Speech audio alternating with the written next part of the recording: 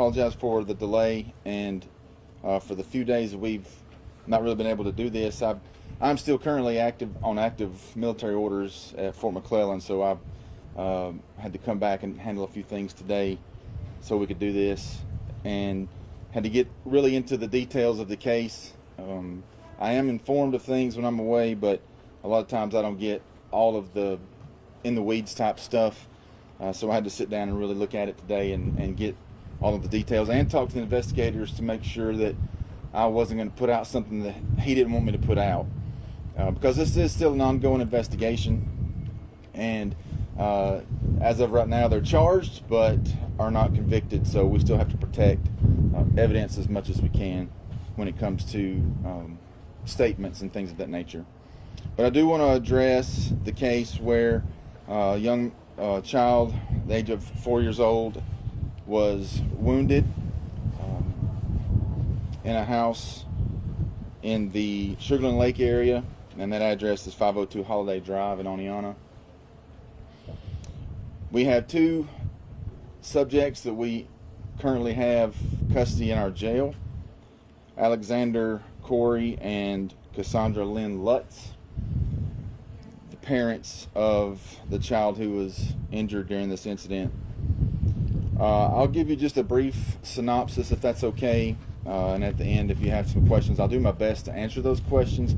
Some things I won't be able to answer, some things I'll do my best, and then some things I'll have to defer to another agency, and we'll talk about that briefly in just a moment. But on the date of on the 4th of this month, at approximately 7:30 hours in the morning, one of my patrol sergeants, Sergeant Holloman, received a call from dispatch stating that there was a 4-year-old child at the emergency room with a gunshot wound, or a possible gunshot wound. Sergeant Holloman notified the investigator that works that area. His name is Sergeant Jared Eakes. He's the criminal investigator who covers that area specifically.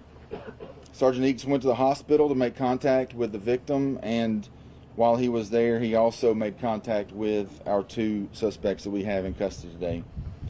Sergeant Hull was also informed. He is the investigator that works for the sheriff's office that handles, his sole responsibility is crimes against women and children, and so he was also notified and has been very active in the investigation of this case.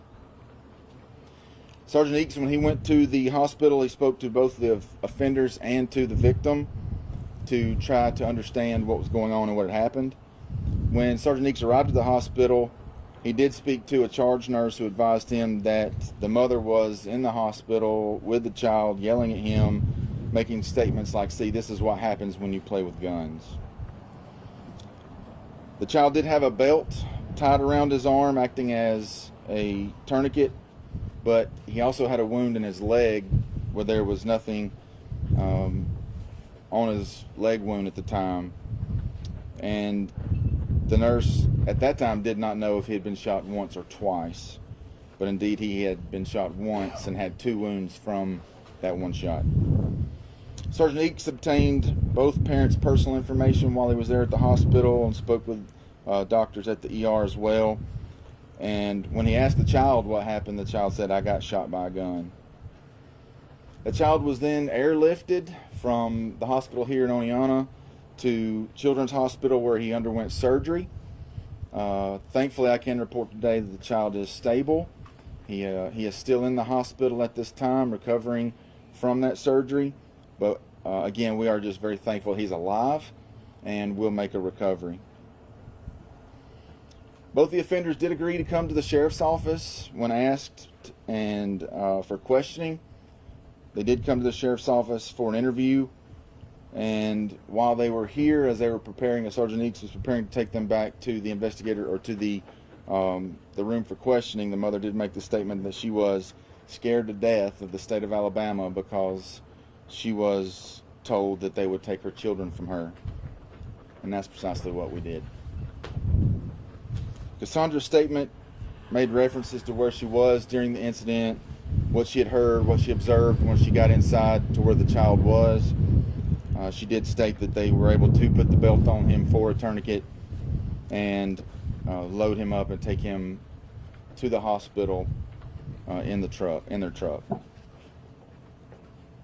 The father's statement, Alex also made similar statements in his about where he was located when he heard the gunshot, and what they did immediately following, and how they loaded him up in the vehicle and took him to the hospital.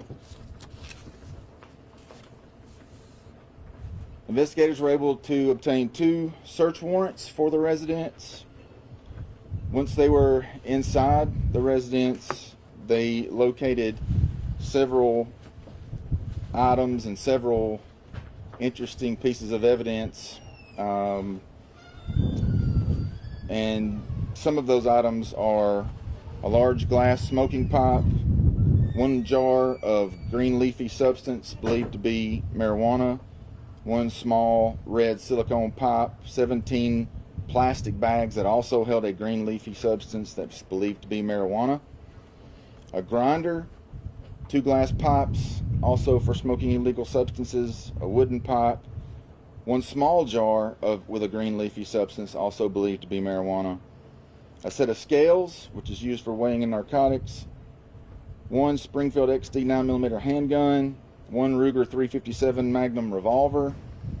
Those were located in the area where the children were located, and also several other firearms that were unsecured. Also inside the residence, when the investigators were performing their search warrant, they located several unknown snake species.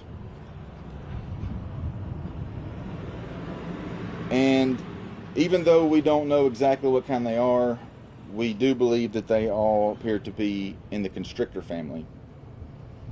Several of the snakes that they found were deceased. They were covered in maggots, and they were inside the same containers as some of the living snakes. And then there were also several boxes of mice and rats which had chewed through their enclosures and chewed through their boxes, and but they were also located in that same room as the snakes, and we assume that those were for feeding of the snakes because they were being kept in the same place. Another interesting fact is that in the search warrant we found what has been described as either a crocodile or a caiman or an alligator. Regardless of the exact name of that animal, it is not allowed to be owned and kept in a home here in the state of Alabama. Most of the containers in the aquariums that we found that contained these reptiles and animals, they were inside the house. They were inside a restroom. There was a large aquarium that was filled with water that had the alligator, crocodile, whatever you want to call it. It was located in the bathroom. This aquarium was large enough to cover the entire counter inside this restroom. The plastic containers also that contained the snakes and animals, they did not have lids on them. They were just on shelves, but they did have labels on them that we believe to be what their species was. Now, neither I nor my investigators are experts in the field of reptiles, so at this point we just have to kind of go off what was on the label on those containers. The Alabama Department of Conservation, the Wildlife Freshwater Fisheries Division, that's who's handling the investigation regarding the unpermitted animals, as well as taking custody of all those animals that go outside of the scope of the Blount County Animal Control Officer. There are other animals that are still on the scene that my animal control officer will be handling that portion of the investigation, and will take custody of those animals. But the ones that are unlicensed, that will fall under the scope of the Alabama Department of Conservation, the Wildlife Freshwater Fisheries Division. The offenders, or suspects in this case, Alexander Andrew Corey, is charged with aggravated assault, child endangerment, unlawful possession of marijuana in the second degree, unlawful possession of drug paraphernalia, 10 counts of cruelty to animals, as well as 6 counts of failure to bury livestock. Also keep in mind there are potential charges that will be coming from the Alabama Department of Conservation for the other animals. Cassandra Lynn Lutz, she is also charged with aggravated assault, chemical endangerment, unlawful possession of marijuana in the 2nd degree, unlawful possession of drug paraphernalia, 10 counts of cruelty to animals, and 6 counts of failure to bury livestock, and also with the potential to face other charges from the Alabama Department of Conservation, Wildlife, Freshwater Fisheries Division for the unpermitted animals.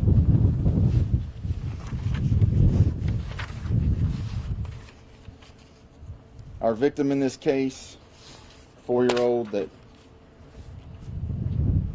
should not have to be dealing with his injuries, first of all, should not have been exposed to the things that these young people, there were 2 children in the home.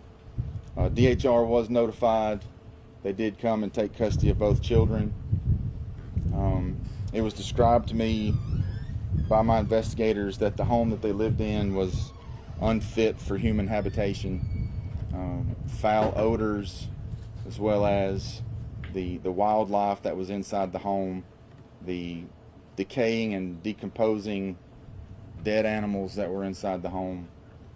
Just was a horrible situation that these young people should not have had to have dealt with.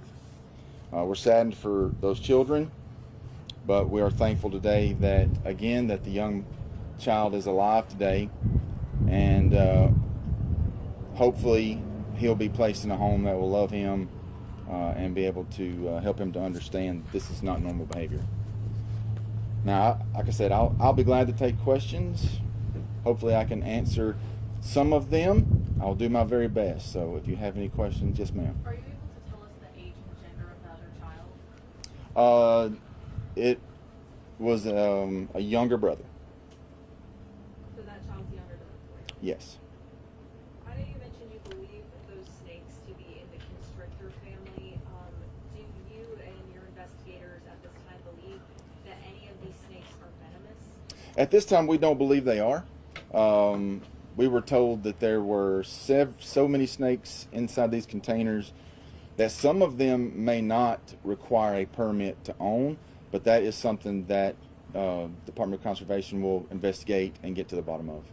And did the couple tell you guys during the questioning why they had these animals? Did you ask? They didn't go into that kind of detail. We were more concerned about the criminal investigation and what had happened to the young boy than we were about why they had those animals. Now, we will get to the bottom of, as well as, again, the Department of Conservation will help us get to the bottom of where they came from and how they were able to possess those animals. And you said there were other animals also that were outside of animals? Yes, there's dogs and cats. I believe there's a turkey. There are other different types of animals that are inside a makeshift fence on the property. Those will be things that that my deputy, the Blount County Animal Control Officer, will handle the investigation and taking custody of those animals. He'll handle that. Which, by the way, he's fantastic. We love him to death. We're glad to have him. And there's several campers or trailers on that property. Were the animals all in the one that they were living in, or were they in? So all of the animals were in one of the structures, and it is the one that they were living in. You kind of touched on this briefly, but can you kind of just describe the conditions that were found inside of this home that these kids were living in? So there was no working restroom. There was, it was very unkempt, and really the best word I guess I can use is nasty. The odor in itself would be one of those things that you would have to grow used to. When you first walk in, it's one of those things that immediately hits you in the face, and you realize that something's wrong. But when you live in those conditions and it's something that you're accustomed to, I would assume that that's something that doesn't hit you when you walk in for the first time. But people who had never been in that house before, like the sheriff's office and folks from my department, it was obvious when they walked in that there was a problem. You've got these, smaller, sounds like they were living smaller. You've got handguns, firearms that weren't secure. You've got animals that can potentially pose a hazard to especially young children. Talk about what it means to your department to be able to get these two children out of this unreal situation. Yeah, it's a big deal for us to be able to protect life in general. But when you start talking about children and young people, that those hold a very special place in my heart, which is why we've done a lot of the things that we've done here in this department. And so, going back to things like our undercover stings that we do, we have investigators that really love to be involved in that because they know that they are being proactive in the fight against predators who are preying on young children. So to have the opportunity to be able to go in and pull these children out of this extremely unsafe, unfit environment, and prayerfully and hopefully have them placed in a home that will love them and put them in a place of protection and provision, that means the world to every single person that works in this department. They're the biological parents of both of these children? That's my understanding, that they are the biological parents. When you heard the details of this case, what was going through your mind? So again, I am currently on active military orders, and so when I got the call from my chief deputy that morning telling me that we had a 4-year-old child in the hospital with a gunshot wound, I literally almost threw up, because when you think about, even without knowing the details of the case, I began to think, who would cause this kind of pain to a child? And it brought back memories of, active shooter events in schools and in elementaries. Why would somebody go in and harm these innocent children? So when the chief began to really and he didn't have all the details at first when he first called me, he just wanted me to be aware of what was going on. So when I spoke to him later in the day and he told me some of the details, it was sickening to even think about anybody living in these types of conditions. But when you start thinking about children who can't do anything outside of what their parents provide, they had no choice, and probably really, if you think about it, if it hadn't have been for this, would have never had any hope of escaping this kind of lifestyle. So even though it's horrific that this young man was wounded, hopefully it'll be a way for the Lord to provide them a place of safety and provision for the rest of their life. How much time could the offenders face? That's obviously up to a judge to make that decision on sentencing. We've charged them with as much as we can. Ideally, we would like for them to go away for a long time and never be able to have children ever again. That would be a perfect scenario. And this was an accidental self-inflicted gunshot wound, or do we know what type? Yes, it's an accidental self-inflicted. There was a wound to the arm and to a arm and to a leg, where the round went through. One shot caused injuries to both the arm and the leg. And do you know what type of gun? It was a Springfield XD 9mm handgun that my understanding is possibly was loaded with hollow point rounds. Did the parents at any point with that specific gun mention where it could have been, to where the child was able to? They made a statement of where it was at. I'm not going to say, because again, some of the things that they told my investigators were under Miranda, and we'll be using those for our case. The investigator does not necessarily believe that the gun was where they said it was, because there were other unsecured firearms in that same location, same room. And just for clarification, I know originally it was reported that the parents didn't actually call deputies to come out when the child was shot.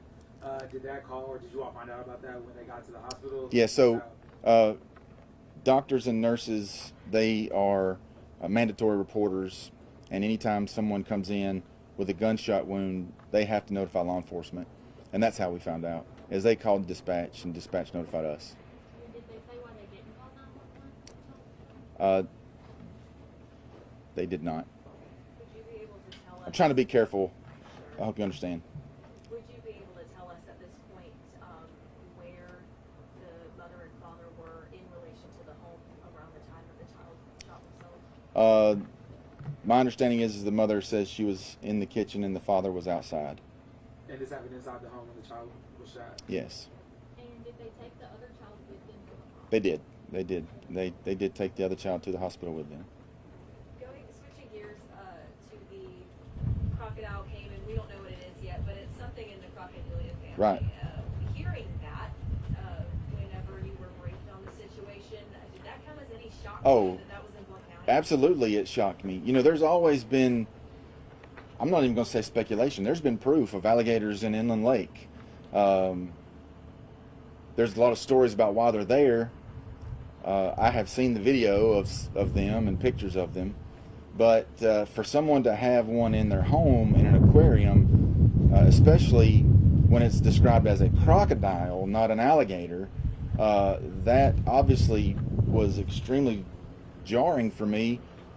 To number one, why do you have it? Number two, where did it come from?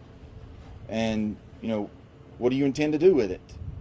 Because they lived in a lake area. What happens if this thing gets so large that which you know as well as I do, some of the problems in the Florida Everglades and some of the issues that with animals that are not indigenous to their areas that are causing so much damage and problems. It's because people got these pets, they got to the point where they couldn't care for them, and they released them into an area that they're not supposed to be living in. So if this animal got so large to the point to where they could no longer contain it, chances are they would try to release or would release it into that lake, and it doesn't belong there. And so then it would obviously cause a lot of damage to other wildlife in the area, as well as possibly cause damage to fishers and swimmers and people who live in the area. That's it. Thank you guys for coming out today. I really appreciate it. Just a quick shameless plug. We are having our Sheriff's Office Rodeo this weekend. We're going to have a special needs rodeo Friday for school-age children. And then Friday night we'll have a show. And this year, for the first time, we're having 3 shows. So we're going to have a matinee on Saturday, and then we'll have the night show Saturday night. And really looking forward to that. So you guys come out and enjoy it. Thank you. Thank you very much.